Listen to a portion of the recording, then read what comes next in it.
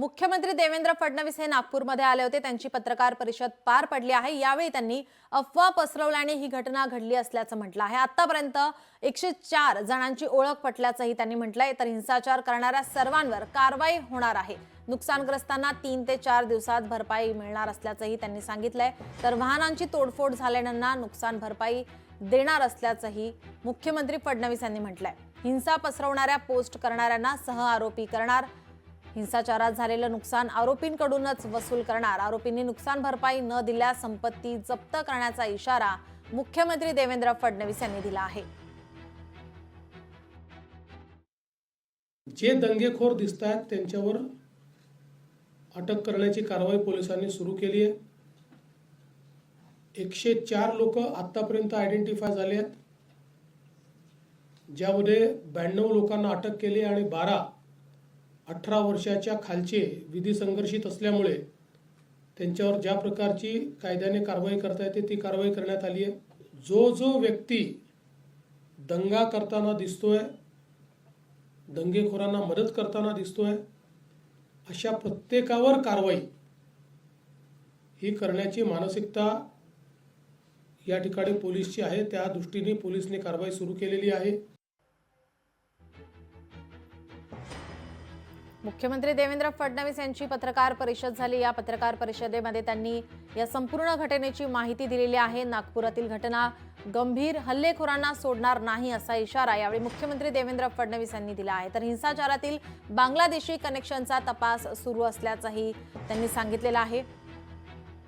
पंतप्रधान मोदी यांचा नागपूर दौरा हा होणारच आहे। पंतप्रधान मोदी हे नागपूरमध्ये येणार आहेत। त्यांचा दौरा हा या ठिकाणी होणार आहे। येत्या 30 मार्चला मोदी नागपूरमध्ये येणार आहेत, त्याची माहितीही त्यांनी दिली आहे।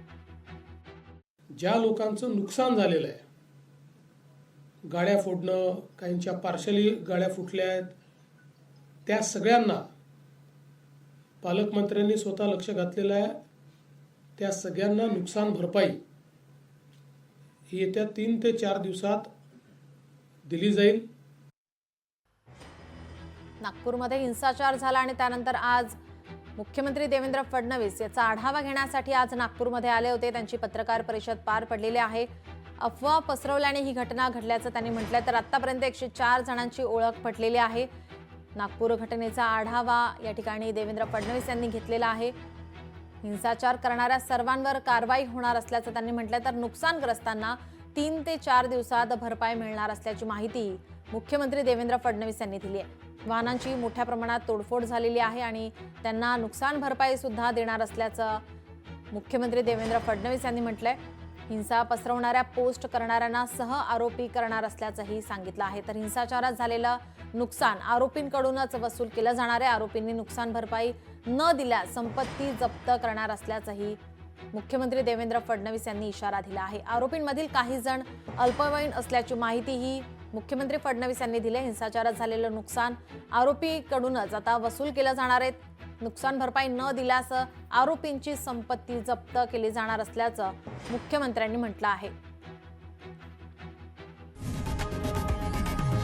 लोकशाही मराठी ऐका, पहा, जागरूक रहा।